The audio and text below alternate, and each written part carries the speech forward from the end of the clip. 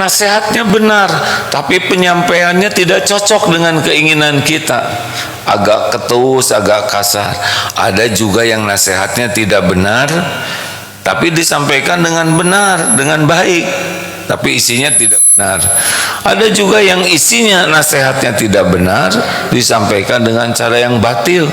Semua ini ujian bagi kita. Tidak semua nasihat enak, ada juga yang tidak enak caranya. Bagaimana kalau nasihatnya enak, caranya enak, tambah syukur kepada Allah. Bagaimana kalau nasihatnya benar, tapi caranya tidak sesuai harapan? Berarti kita selain dapat nasihat, kita dapat ladang pahala sabar, ladang pahala penggugur dosa. Kita jadi berguguran dosa kalau tersakiti. Kita bisa berlatih kesabaran, berlatih untuk memaafkan. Tidak ada ruginya, kan? Orang rugi itu orang yang tidak sabar. Jadi ketika datang nasihat lewat siapa saja, ini hati harus yakin ini terkabul doa. Ini yang saya minta. Ini yang saya perlukan. Perlukah kita sibuk bela diri? Perlukah kita sibuk memberikan alasan? Tidak. Aneh kita minta, ketika diberi malah tidak suka. Aneh. Kita minta kepada Allah petunjuk, ketika diberikan petunjuk kita malah jengkel, marah-marah, sibuk bela diri, bahkan menyalahkan. Apa ini? Lewat siapapun, kalau itu kebenaran, kita syukuri. Ini pasti wa ma bikum min ni'matin faminallah. Nikmat apapun yang datang padamu adalah dari Allah. Misalkan anak, bapak jangan sombong dong jadi bapak-bapak, misalkan. Perkataannya benar atau salah? Benar ini. Jangan sombong. Apa yang salah? Tapi ini datangnya dari anak kecil, yang balita, yang belum paham. Allah yang menggerakkan. Bu, jangan banyak omong ya Bu ya, kalau jadi orang. Siapa yang banyak omong? Saya dari tadi kan diam, sekarang juga masih diam.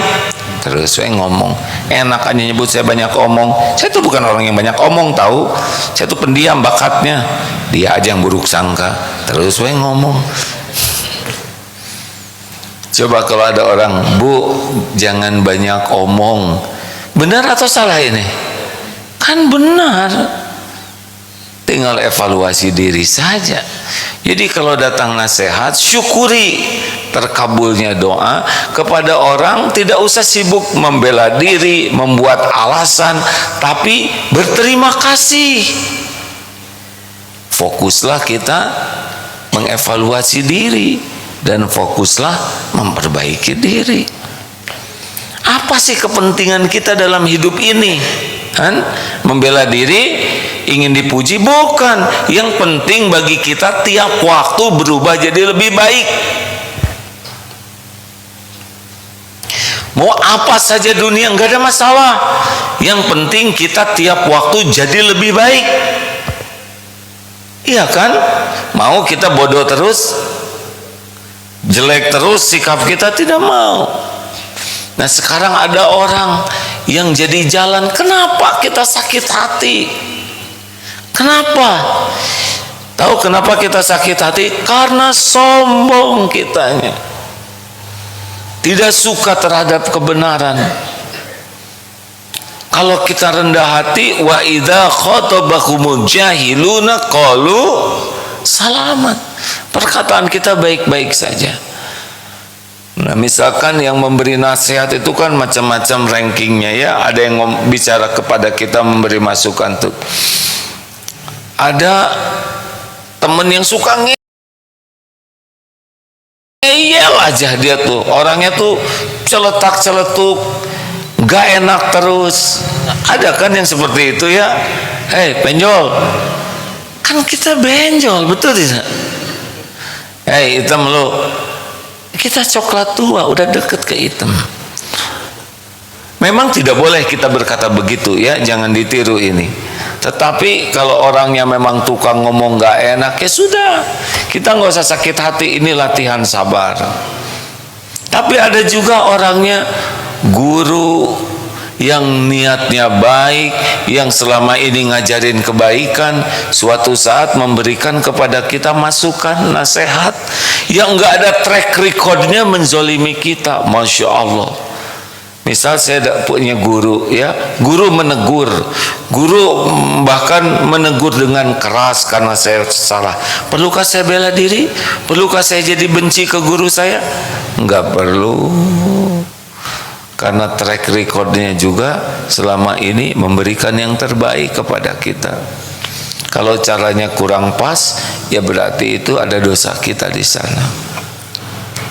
Stop sibuk membela diri. Stop sibuk sakit hati. Apa perlunya sakit hati kan? Apa perlunya sakit hati? Kita minta nasihat, nasihat diberikan, terus sakit hati. Aneh, benar? Halo? Gak boleh.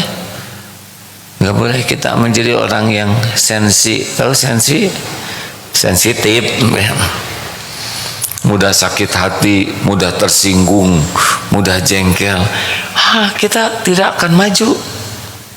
Harusnya menjadi orang yang bersyukur, berterima kasih, karena kita dibantu menjadi lebih baik. Contoh sederhana ginilah. Maaf ya, saya mohon maaf. Ada upil di sini. Tahu upil? Ada upil, ada unyil. Ini upil yang di sini nih. Kita nggak lihat. Apa yang kita perlukan? Pujian atau pemberitahuan tentang upilisme ini? Kan yang kita perlukan informasi tentang diri kita, benar? Kan kita, oh betapa indahnya wajahmu, bercahaya, hidungmu mancung, cemerlang. Gak ada gunanya, upil yang penting ya kan. Mau kayak apapun kalau di sini ada kan terganggu, benar tidak? Nah yang ngasih tahu upil itu kan macam-macam. Upil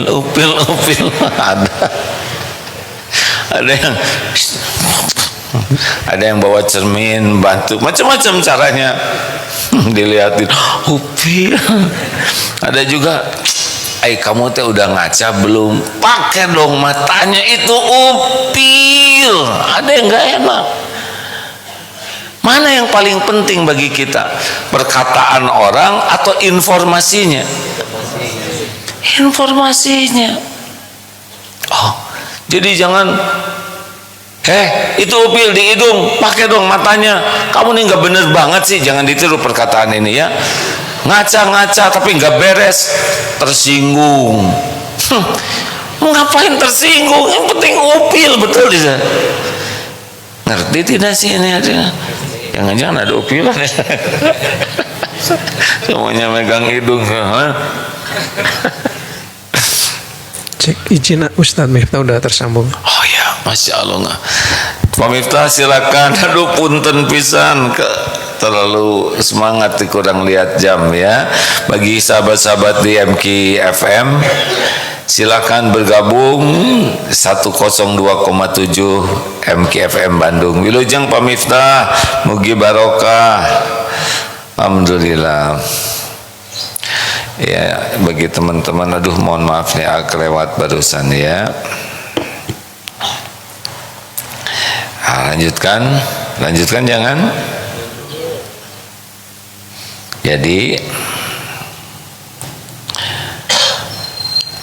Jadi kalau ada yang memberi masukan seperti apapun, lihat intinya ya. Apa sih inti informasi ini? Nah, biasanya kita sakit hati itu karena kesombongan kita. Kita merasa udah bagus, udah benar, udah hebat, udah berjuang, udah terus lebih sibuk kepada kata-kata yang tidak cocoknya, bukan kepada intinya. Saya nggak enak dia nyebut saya ngacanya nggak benar. Bukan masalah itu, intinya kan info tentang si dia, ya kan. Nah, orang-orang yang kurang serius itu malah sering sakit hati. Lihat esensinya apa. Misal nih ya, kita sholat atau saya lah ngimamin tadi, terus ada yang salah. Mungkin ada yang ngoreksinya baik-baik ya, karena tapi ada juga boleh jadi orang sahih yang benar tuh kamu sholatnya tadi bacanya salah, gak kayak gitu tuh, belajar lagi sana. Misal ya, kalau santri ada yang negurnya keras ya, sakit hati, pundung keluar dari pesantren. Apa sih ini kan itu rezeki kita. Salah bacaan sholat, ada yang salah, lalu Allah menggerakkan orang untuk memberitahu kesalahan kita. Bukankah kita bersyukur? Kalau caranya ada yang tidak enak, berarti itu penggugur dosa, berarti penambah pahala sabar, berarti Allah melatih diri kita untuk menjadi lebih kuat. Harusnya bersyukur kepada Allah karena Allah memberikan tahu kekurangan kita, berterima kasih kepada yang mengoreksi dan datangi yang lebih bagus bacaannya, perbaiki diri. Sebaik-baik jawabannya adalah perbaiki diri. Jelas hadirin sekalian? Nggak ada lebay-lebayan, sakit hati apa-apaan.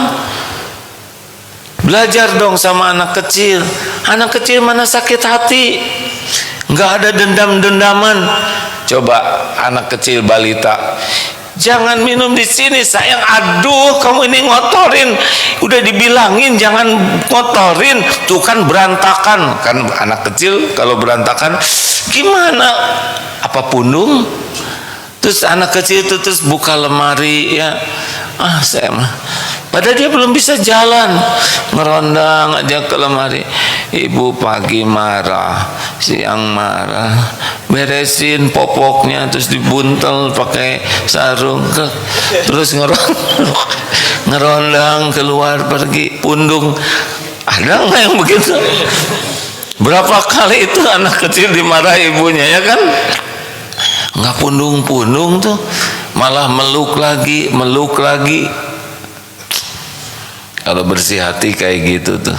Tapi makin besar kita makin busuk hatinya, makin pundungan, ya kan?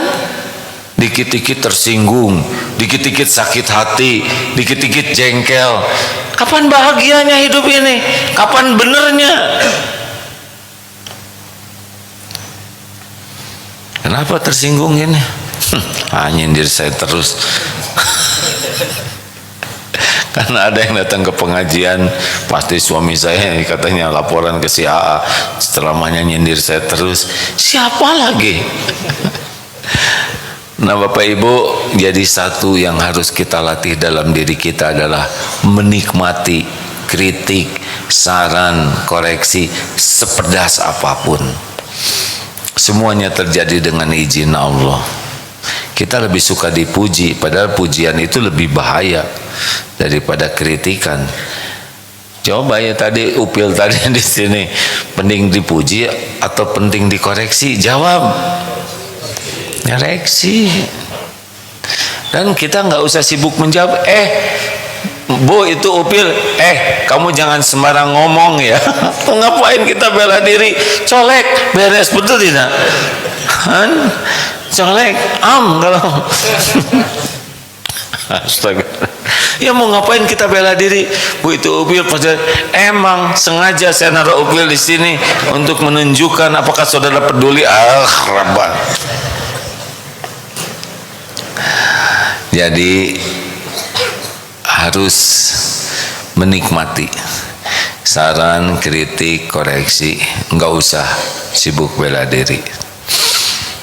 Nah begitulah hadirin, latihan yang penting kalau mau jadi orang beruntung, latihan menerima nasihat, latihan menerima kritik sepedas apapun. Senyum saja, yakin ini datang dari Allah lewat siapapun, bersyukur kepada Allah, berterima kasih kepada orang, balas dengan doa, fokus evaluasi diri, fokus perbaiki diri lillahi ta'ala. Tuh begitu. Jadi kita maju saja terus. Beda dengan orang yang tidak suka dikritik. Udah awet ya di sini mah opilnya awet.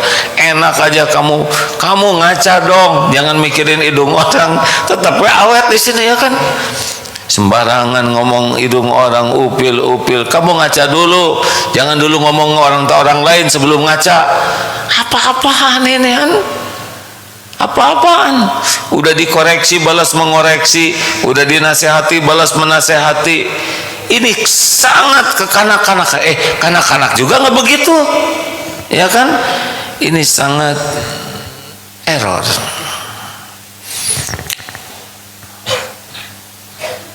Masih ingat teori batu? Ada batu di sini. Aa nggak lihat apa yang ada di balik batu. Ada makanan enak, kesukaan. Di sini ada ular berbisa. Informasi mana yang terpenting? Tentang makanan, tentang ular. Ular. Kenapa? Kenapa tentang ular? Karena bahaya. Sekarang yang membahayakan diri kita siapa? Dosa orang lain, dosa kesalahan orang lain, dosa kesalahan diri sendiri. Jawab. Dosa kesalahan teman-teman atau diri sendiri? Dosa kesalahan pemerintah atau diri sendiri?